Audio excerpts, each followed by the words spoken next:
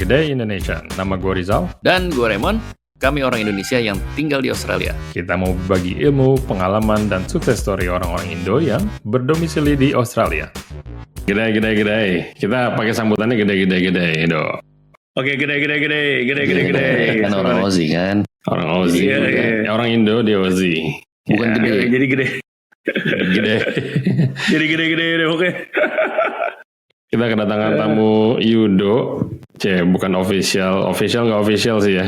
Iya, bisa official. Ya, harus tiba-tiba direkam aja biar sekalian banyak konten. Biar kaget Yudonya. Biar kaget. Ayo lo, baru bangun tidur kan lo. Iya, padahal udah lama nggak ngobrol gitu ya, Iya, gosip sebenarnya. apa gitu kan. Nah, malah direkam aja deh. Ya, Iya. coba. Kalian, ya gue di Brisbane kan, kalian sering ketemu gak sih? Enggak ya? Jarang ya? Ketemu sih Telepon malah jarang sering ya. ya. Iya, ketemu malah jarang gitu. Tapi kalau ngobrol ya Telepon. every now and then lah ya. Iya, ketemu adalah every now and then gitu. Cuma lebih sering nelfon random emang ya Mon ya. Paling Jadi kalau kayak- ada Kang Tau kan. Iya, Kang tahu nelfon ya. Nggak tahu. Lagi sibuk apa, Dok? Udah janjian berapa kali mau ketemuan sebenarnya ya. Cuman Iya. nggak tahu kenapa belum jodoh aja nih. Mungkin Sibuk ya Kang, masing-masing gimana ya? si Yudo gimana tuh sekarang? Berubah nggak? Oh berubah sih. Iya, Apanya apa berubaan? Hah? Wah, asik Bapak. Tambah gede aja kali menurut lo ya. Bapak-bapaan. Gawat. Lo anak umur berapa ya? Gawat di Dek? Melbourne. 1, 2 ya? Iya. Anak lo? Dua. 2 ya? Cewek cowok? Iya. Satu cewek satu cowok. Satu cewek satu cowok. Yang cewek yang gede ya? Paling tua ya? Yang cewek kecil, yang Oh, cowok gitu. yang gede. Iya. Ah. Yang gede. Umur berapa? Lo tiga lo ya? Lo 3. 3 gue, iya. Wah, mantap. Mantap. 8, 6 sama 3. Rusuh. Three boys. Rusuh. Ya.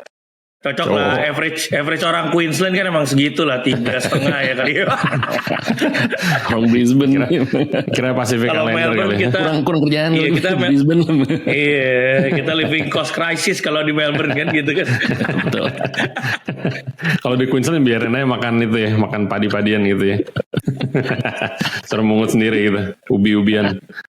Bisa tanam sendiri gitu. Iya. Kalau di Melbourne paling bokcoy bisa tanam sendiri, kan nggak bisa. Iya sih. Lu Iya, di itu tipsnya ya. lu di Melbourne ngapain sekarang, Dok? Sibuk ngapain sekarang? Ya kalau gue sih self employed lah gitu, kerja sendiri, mainly bidang akomodasi. Sama Aji ya. Aji ada lu ya. Iya sebenarnya Bareng nggak atau pisah atau lu udah masih bareng sih, cuman Aji udah nggak terlalu ngurusin sebenarnya, udah Oh. banyak kerjaan lain dia. Oke. Jadi kebanyakan Lu kalau jadi fokus. Lu aja sendiri fokus di kos-kosan. Enggak, jadi Aji tuh justru fokus di kos-kosan. Oh, Kalau oke. kita namanya modern nomads. Jadi kalau kos-kosan tuh apa ya, banyak relokasinya lah ya. Sebenarnya banyak kerja relokasi. Sebenarnya mirip banget sih. Bisa dibilang sebenarnya kalau kita itu cuman wajah internasionalnya gitu. Kalau kos-kosan itu wajah orang Indonya gitu lah. Iya. Bisa dibilang. Coba jelasin Nah, tapi gimana bisnisnya. ya ada beberapa timnya yang beda, kos-kosan sama yang modern nomads gitu aja sih. Jadi yang modern nomads mungkin lebih banyak kita yang di Australia ya gitu. jadi tuh Iya. gimana tuh? Maksudnya lu nyari klien dari luar gitu yang mau datang ke Aussie gitu. Iya benar. Jadi jasanya tuh goalnya kan mempermudah orang cari tempat di sini. Soalnya Oke. dulu yang kita tahu orang kalau nyari tempat selalu susah. Raymond juga di real estate kan, jadi tau lah Ya, kalau di sini orang buat mau yang nyewa tahu mesti susah. expense segala macam. Iya gitu. Apalagi kalau belum ada ini kan background apa Belum ada background check sejarahnya segala dia macam. nyewa Betul. gitu kan. Iya, jadi kita satu step juga, kita verifikasi di Indonesianya, kita kumpulin dokumen orangnya gitu ya. Majority dari Indonesia, tapi sekarang mulai banyak dari Malaysia juga yang datang nih. Oh. Gitu. Digampangin Malaysia, gitu ya. Indo. Iya, jadi Student. udah dicek-cekin dulu lah. Apa? Kebanyakan apa student? Iya, majority ya masih student gitu. Paling bedanya ada student yang scholarship, ada student yang self sponsored gitulah ya. Oke. Gitu. Nah, lu gimana cara carinya tuh? Maksudnya orang lu kan Marketingnya website gitu doang ya. mungkin nggak cukup ya. Lu mungkin harus Nggak cukup. Jadi ya website sekarang penting lah, pokoknya ada website dan lain-lain lah ya, digital presence. Cuman memang yang paling yang kita dari dulu word of mouth kan. Jadi memang jadi grinding one by one lah intinya gitu ya. Iya. Grinding one by one sampai udah word of mouth sendiri. Nah itu udah agak mendingan jadinya, udah dari customer bring another customer gitu. Oke, Nah, jadi kalau sekarang udah ada sales teamnya di Indonesia, jadi lebih apa ya, gitu. lebih kuat lah jadinya. Iya, iya. Lebih Oke, jadi coba gue mau tahu lebih lanjut dong, sebenarnya kalau misalnya student baru diterima, ya udah diterima di uni, udah mau berangkat gitu kan, Iya. terus nanti dia kontak kalian gitu, ya atau sales teamnya, Iya. nah itu terus nyewainnya itu per kamar atau kayak satu apartemen disewain atau Nah, dulunya bisa? betul. Ini betul tuh 3 pertanyaan, jawabannya bareng-bareng lah ya, serantai gitu ya. Jadi kayak kalau jadi perjalanan customernya sendiri memang setelah dia udah memutuskan kuliah di mana dan udah konsultasi sama education agent, udah enroll intinya ya, sudah enroll dan udah keluar. Jadi most of client udah dapat COE biasanya, Certificate of Enrollment itu. Dia udah dapat berarti udah pasti pindah. Mungkin kadang-kadang visanya belum keluar, bisa juga. Tapi nggak apa-apa. Udah mulai konsultasi sama tim kita, relocation consultant kita. Terus nanti udah mulai diarah-arahin gitu. Kira-kira kuliahnya apa di mana, terus mau gaya hidup yang seperti apa. Kira-kira begitu. Melbourne doang atau bisa di mana aja? Betul. Bisa di most of Melbourne bisa, cuman kebanyakan ya tentu kalau kita kan kita ada satu Australia ada sebenarnya sih, cuma kebanyakan orang mau tinggalnya pokoknya di city gitu ya, di CBD ya. Ya biasanya ya kita coba CBD dulu gitu. Terus kan kita ada 2 macam, kita ada service akomodasinya kita bisa cariin, ada yang short term rental, ada yang long term rental. Jadi sebagaimanapun kita coba cari memang karena di sini tuh rental kan vacancy rate-nya rendah banget ya. Jadi bisa dibilang properti itu availability-nya belum keluar orangnya udah ada yang mau nempatin gitu. Jadi kadang-kadang kalau memang udah suka banget sama satu, nunggu yang sekarang masih sewa mau kelar, dia harus tinggal dulu di Airbnb atau apa gitu. Nah kita ada juga operate yang short term rentalnya itu. Tentu kalau nantinya nyewanya lewat kita ya bisa harganya bisa dibundle lebih bagus lah gitu. Jadi intinya nggak homeless lah. Iya, nggak homeless, dan daripada dia cari-cari sendiri tentu jatuhnya lebih murah, intinya begitu. Jadi dari sisi ekonomisnya juga masih dapat lah gitu. Iya. Wah, keren nih idenya. Nah, terus yang terakhir soal apakah private rooming atau apakah the whole apartment. Nah, itu terserah nanti bagaimana disesuaikan budget dan keperluan gitu. Kan operator yang lain banyak juga di Melbourne, juga banyak lah macam-macam, ada namanya ini itu gitu ya, yang operate akomodasinya. Jadi kita bisa alokasi ke mereka juga sih kalau memang perlu gitu. Nggak harus semuanya yang dari kita. Banyak juga yang kita alokasi ke student accommodation kalau memang itu yang dicari orang tuanya gitu. Nah, terus orang nyewa bukan kayak orang nyewa biasa beli furniture sendiri. Biasanya gimana tuh? Atau Nah, betul. Jadi salah satu kelebihannya yang kita tawarkan dan kemudahannya adalah karena kita kebanyakan tuh beli furnished apartment. Kalau studentnya apalagi kebanyakan yang modelnya exchange student ya, cuma 6 bulan gitu. Ya hitung-hitung aja mungkin sih kalau dia mau sewa yang unfurnished, join sama temennya, terus habis itu furnish sendiri, segalanya mungkin di depan kelihatan murah. Cuman jangan lupa ada waktu kan juga uang ya gitu kan. Dia harus siap-siapin semuanya sendiri. Terus nanti pada saat udah mau keluar dia harus jual semua sendiri. Kalau ada yang memperhitungkan, kalau ada yang memperhitungkan nggak mau ribetnya, ya akhirnya dipikir-pikir worth it juga tuh. Mungkin sewanya lebih mahal dikit atau gimana, tapi dia nggak usah pusing. Nggak masuk tinggal keluar gitu ya, gampang. Nggak masuk tinggal keluar, benar. Atau dia masuk dulu 6 bulan setahun, terus ya dia cari-cari sendiri, baru dia maksudnya cari yang dia lebih serak banget gitu sama budget dia, sama lokasi dan tipenya, terus beli furniture sendiri gitu. Ini juga bisnis modelnya. Iya, kita lihat gap-nya di sana lah ya kan, dari dulu kita juga semua student di sini kita tahu kendala-kendalanya normalnya apa ya, kita coba isi gap itu aja sebenarnya memang. Gitu. Mantap nih. Ini udah berapa mulai tahun berapa? Lah intinya fragmented market ya. Kos-kosan itu kita mulai 2011. Yang modern nomads kita mulai 2015. 2014 akhir lah 2015. Lama nih udah 10-15 tahun lah.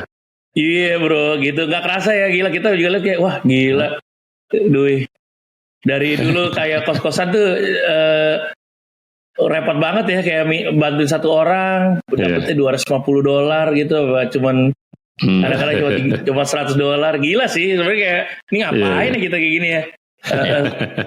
Iya gila lo dulu lo kalau pikir agak-agak silly juga, itu masih kerja kantor lagi, ada kerja kantor. Ini lu full time ya, lu sekarang full time ya? Udah full time ya, gue masih si Aji juga full time dia. Ya, udah tapi di Melbourne nih timnya lu aja nih, atau ada tim-tim lain, ada kantor gitu? Iya ada tim sekarang, puji syukur alhamdulillah udah ada yang bantuin, kalau enggak mampus. Iya gila men. Ada yang bantu lah. Kita full time ada 3 orang kan, ada 3 orang full time di Melbourne. Sama sekarang ada partner yang aktif lagi gitu. 2 orang partner aktif gitu lah. Iya, lumayan membantu juga. Modern Nomads namanya ya. Coba Modern Nomads. Linknya apa, websitenya apa coba? Modern Nomads. Bisa di-share. Ya, nanti gimana share kalau lo share gimana nih kalau lagi sambil siaran gini? Ya kita taruh di link description lah, jadi bisa taruh. Kalian promosi. Iya. Ya, kalian bantu-bantu orang yang bisa, yang denger juga kan dari Indonesia. Boleh banget dong, boleh banget. Market kita kan di Indonesia memang. Gitu. Benar. Nanti kita share gini ya jadinya. Yoi. Ini sambil gue ketik nih. Sambil lo ketik. Nah, Dok, sekarang kita mundur nih. Kita kan awalnya kita pengen tahu, pengen ceritain nih orang-orang di Australia, orang Indo di Australia itu perjalanannya gimana sih? Kalau bisa jadi sekarang tinggal dan menetap di sini dan akhirnya berbisnis gitu. Boleh cerita cerpen sedikit gitu, pengalaman apa? Story-nya lu gimana sih dari Indo sampai ke sini, terus lu udah lama kan ya, udah 20 tahun gitu kan. Tahun berapa gitu. Iya, betul. Oh, jadi mulainya dari inilah ya, dari pertama kali datang lah ya. Iya, kenapa gitu Australia gitu? Atau cuman jadi kalau mana Indonya dari mana dulu nih Indonya? Gue dari Jakarta lah, gue tinggal di Serpong kan dulu, SMA Santa Lawrencia kan. Lebih honest, kalau selalu kilas balik ya kenapa ke Melbourne, itu karena dulu justru nggak tahu mau kemana ya gitu. Terus kemudian ada sepupu kan di sini kan, jadi benar-benar apa ya, sangat ini aja kebetulan gitu, ada saudara. Iya, ada cousin di sini gitu. Terus bonyok gue ngerasa kayaknya ya udahlah, mungkin kalau di Indonesia juga mungkin madesu gitu kan, nggak jelas. Dia cobalah kirim ke Melbourne gitu kan, lumayan gitu. Tahun berapa tuh ya? Terus 2003 tuh, 2003. Foundation gitu kan, daftar foundation gitu, pakai education agent gitu kan. Pikir oke lah. Terus lihat-lihat ada beberapa teman juga dulu, teman SMA yang ke Melbourne juga. Jadi pikir ya udahlah, nggak sendirian gitu kan, kayaknya nggak garing-garing amat gitu. Terus habis itu ke sini biasa zaman dulu mungkin sampai sekarang masih banyak ya, ada Trinity College namanya kan. Gue masuk Trinity College ya, ketemu banyak orang Indo, orang mana-mana gitu kan, segala macam. Dari situ Trinity College ya baru ketemu teman-teman pertama lah ya. Teman-teman pertama biasa dari Trinity College gitu. Dan abis udah masuk Trinity College, masuk kuliahan gue pertamanya gue masuk Melbourne University gitu. Jadi gue kuliahan normal lah, Trinity College kan semua jalur Melbourne Uni ya. Tapi ternyata kuliahan gue nggak berjalan seperti yang diharapkan lah gitu. Dia banyak ada unit-unit yang gagal dan lain-lain lah gitu. Kebanyakan main nih. Kebanyakan main ya kan, tapi actually dulu bisa bilang kebanyakan kerja sebenarnya. Jadi waktu habis kerja restoran gitu kan kayak betul. Dan di samping itu juga karena setelah tahun pertama, jadi gue mulai banyak gagal tuh tahun kedua uni ya, banyak ada fail lah, pokoknya mulai kacau deh. Itu karena setelah tahun pertama sebenarnya hal baik ya, bonyok gue dapat PR sebenarnya. Jadi gitu gue jadi PR kan, nyokap gue terutama dapat PR. Jadinya jadi convert jadi local student, malah apa ya, nggak ada pressure gitu kali ya. Nggak ada pressure kan. Kalau anak internasional kan pressure kan, nggak lulus atau fail dia deportasi gitu kan. Nah kalau buat gue pikir, wah ya gue nggak usah kuliah juga, gue kerja restoran gitu, nandos gitu, gue bisa survive juga gitu kan. Kayaknya lumayan juga gitu, kerja badan kuat gitu kan. anak-anak muda gitu masih fit gitu. Hajar. Aduh, tapi sebenarnya bodoh juga ya kalau Iya, iya. School fee juga beda ya kalau anak lokal dan internasional itu seperempatnya. Betul, kalau mungkin nggak itu salah. betul itu harus di-highlight. Kerasa kayaknya ya fail, gue bisa cover lah pakai uang kerja restoran, kasar-kasar gitulah ya kan. Kerja-kerja keras dikit ya. Padahal ya intinya it wasn't a good decision lah. Nah sampai akhirnya cuman pas sudah decide, wah masih balik lagi nih kuliah nih. Pilih-pilih jurusan apa gitu kan. Sebenarnya mau masuk accountant gue, mau masuknya commerce accountant.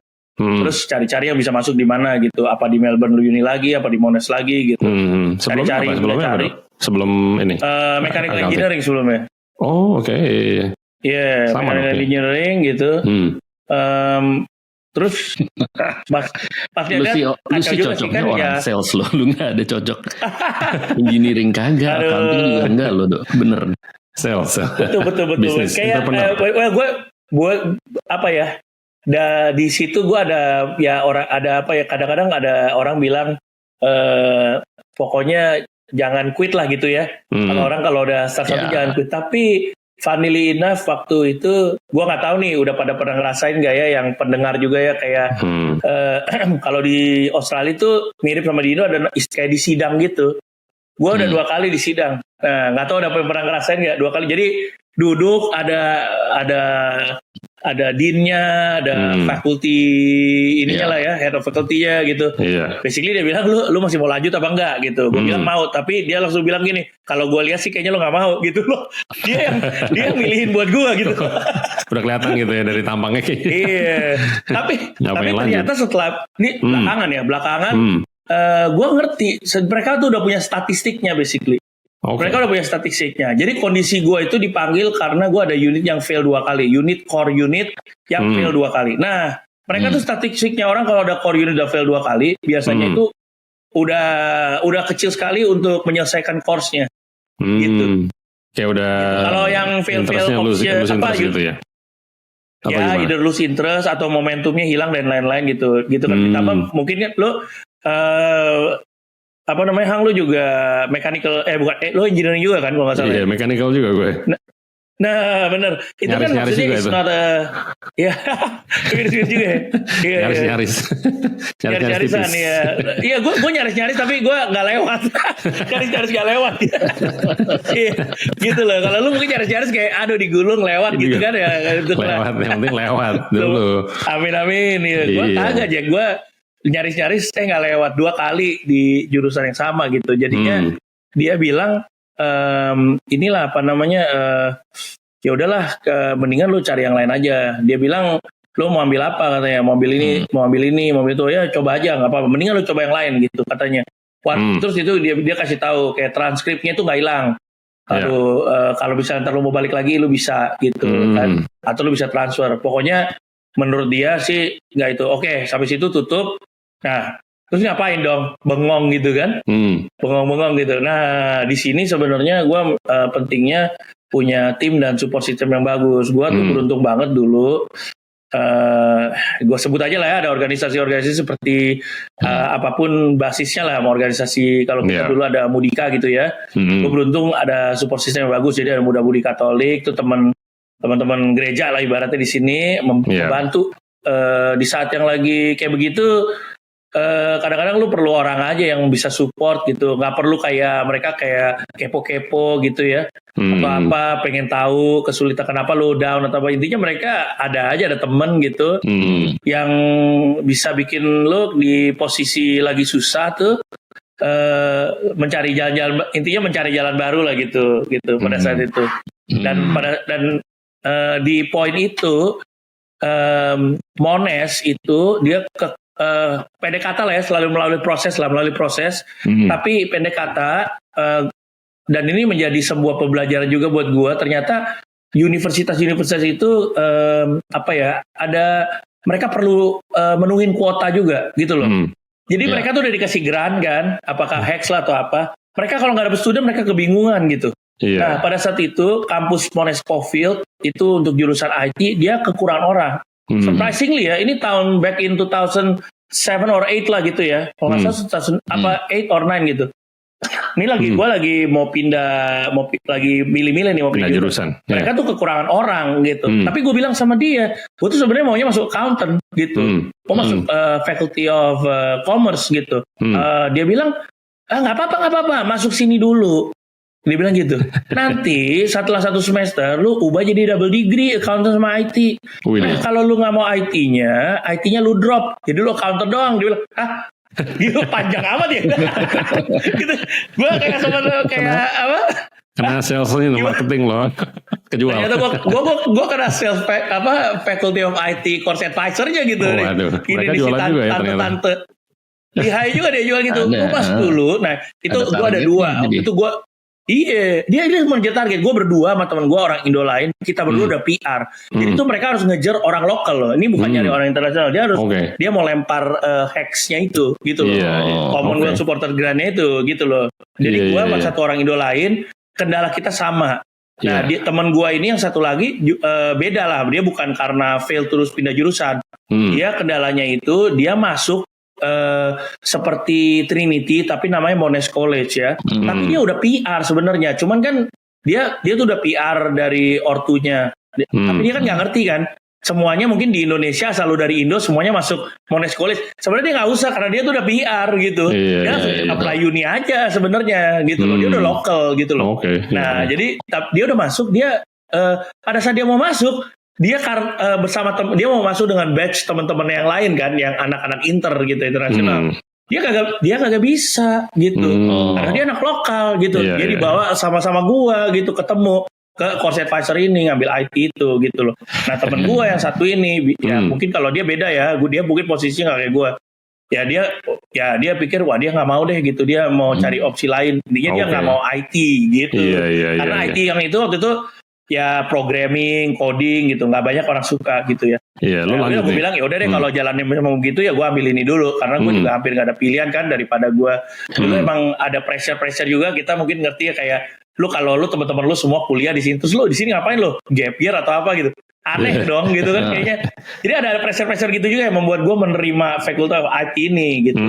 Tapi dulu inget-inget kalau waktu SMA gitu ya. Sebenarnya jurusan IT ngerjain programming to be honest nggak terlalu susah buat gue pada saat itu gitu. Emang kayak suka Java gitu. lah gitu ya object oriented programming gitu nggak terlalu susah buat gue. Ternyata emang bener waktu gue masuk emang nggak terlalu susah gitu. Dibandingin dulu kita belajar mechanical engineering, thermodynamic, thermofluid, bla bla bla gitu kan.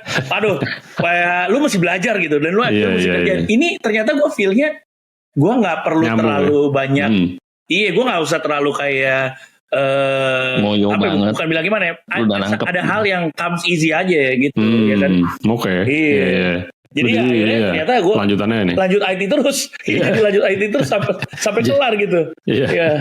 Nah ini ngebantu dengan bisnisnya nggak? Apa lu kayak bikin website sendiri gitu? Website sendiri atau itu? Ya kalau dari bisnisnya seenggaknya kalau ngebantu apa gue intinya gue jadi lebih hati-hati aja pada saat ngambil atau pada saat milih-milih software atau kalau ditawarin jasa IT ini itu gue jadi lebih hati-hati aja. Lebih tahu lah. Karena jadi sampai akhirnya berbisnis itu gue bekerja di dunia IT dulu. Gue jadi sebagai profesional software development gitu ya, bagian testing sama quality assurance-nya itu. Gue dan automation ada macam-macam lah. Udah lumayan deh waktu itu 6 tahun. Itu ya gue jadi paham aja sebenarnya intinya nggak bikin software itu nggak gampang. Jadi pada saat kalau kita mau hire programmer sendiri atau apa yang kadang nawarin kita kan ini $5,000 bisa jadi begini atau enggak berapa gitu. Nah udah mesti hati-hati nih jadinya begini tuh jadi begini gimana. Jadinya setengah jadi gitu. Atau mungkin jadinya benar-benar cuman begini yang lu mau tapi kan ternyata pada saat lu mau bikin digital solution kan banyak sisi-sisinya ya gitu. Jadi ya ngebantu untuk make decision apalagi di bisnis yang semuanya serba online gitu. Itu membantu banget terutama pada saat gue mulai untuk bikin dari kan kalau bisnis ada 0 to 1 ya. Habis itu misalnya 1 to 10 atau kan 10 to 100 gitu ya. Jadi ke 1 to 10 to 100-nya membantu sekali karena kan di situ baru teknologi misalnya lu mau mulai pakai gitu ya. Bagaimana lu nge-scale-nya gitu. Nah itu kepake banget sebenarnya di situnya sih. Oke, iya. Cuma zero to one-nya memang ya banyak perlu hoki-hokian juga lah. Dan itu ya kita juga kita bukannya kita doang yang pintar atau bagaimana lah, ada keberuntungan juga di situ. Nah pengalaman kalau nyambungin kita ke pengalaman hidup gitu ya, kayak tadi lu kan pindah jurusan dan ya mungkin by chance juga lu jadi nyambung gitu ke IT dan apakah ini ya Modern Nomad ini venture pertama atau ada kisah-kisah lain, bisnis lain yang gimana gitu? Belajar apa gitu? Betul. Jadi Modern Nomad ini bukan venture pertama yang gua involve lah. Gitu. Ini mah teman-teman sendiri udah pada tahu lah ya. Gue dulu pernah running Nandos juga sama Jovan segala, tahu kan? Wih, gitu. Nah, dengerin ya demo. Yoi, jangan nih lagi dengerin dia nih, ya kan? Iya. Salam buat dia. Jadi memang dari Nandos ini apa yang diambil dari pada saat running F&B Nandos, pada saat kita running Modern Nomads dan kos-kosan ini menjadi pelajaran yang berharga. Gitu. Iya. Iya, kepake banget lah. Karena begini, waktu F&B itu kan emang tough ya. F&B itu is a tough business dan bagus lah kita dapat perspektif bisnis itu yang ada inflection point-nya gitu loh, bisnis yang lo bisa nangkep inflection point itu seperti apa karena lo tahu yang nggak jalan tuh kayak apa, yang nggak jalan tuh kayak apa gitu. Jadi begitu gitu, betul begitu lihat ada bisnis yang kayaknya nih lo coba something Modern Nomads, kayaknya nih ada inflection point-nya gitu. Nah lu udah bisa tangkap langsung gitu, ini beda dan lu bisa komit gitu kan. Pada saat itu jadi gue bisa komit, gue ambil sabbatical leave dari kantor 6 bulan terus gue garap gitu. Dan ternyata emang bener pada saat lu spend ya dia langsung loncat gitu, langsung jalan. Iya. Wah itu iya betul. Pengalaman hidup banget ya. Cerita dikit Nandos ya, kayak Nandos gitu ya, itu sebenarnya gila sih. Dan satu thing yang mesti dipelajari Nandos itu, jadi kalau Nandos itu ya kita tuh gue sekeluarga di posisi ya tiap kali kita bangun tidur kita harus kerja ke toko, kita jagain, terus pulang kerja kita losing $200. Gimana coba? Gimana tuh? Running on a loss gitu ya. Bleeding gitu. Dan lu harus kerja loh. Kalau lu nggak kerja lu losing $400 gitu bisa. Lebih banyak lagi. Iya, betul, lu cuma nutupin bleeding aja tiap hari dah. Gitu loh. Oh gila. Nah, ini gue belajar dari partner bisnis kita nih. Jadi waktu itu kan partner Nandos tuh berempat. Ya tanpa ini XYZ intinya lah. partner. XYZ, ya. Betul, bisa dibilang yang dua partner ini lebih experience gitu ya. Dan all is fair. Maksudnya tentu semuanya secara bisnis fair aja dan mereka memang nggak hands on gitu dua partner yang lain gitu kan. Nah, dua partner ini udah berbisnis lebih berpengalaman. Dia begitu running 1 tahun, dia langsung datang ke kita nawarin, dah lu take over aja semuanya deh. Kita kasih bagian kita for free, dia bilang gitu. Mungkin akan lebih berhasil, dia bilang gitu. Iya. Nah, cuman kalau ya looking back, maksudnya tentu maksud mereka, gua nggak bilang mereka kayak ngejojorin sesuatu yang jelek atau gimana, nggak juga. Tapi satu hal, kalau bisnis emang kayaknya kalau memang udah loss harus cepat juga keluar ya, harus tegas gitu. Berani cut loss ini ya. Mereka ini dulu partner kita menurut iya betul banget, dia langsung cut the bleeding itu. Buat mereka it's easy. Buat yang kita yang nggak pernah berbisnis kan berarti kehilangan modal gitu, kan berarti kan. Iya sayang men, kayaknya masih mau coba kehilangan modal. Dan tapi memang livelihood juga ya, bukan cuma invest gitu ya. Livelihood.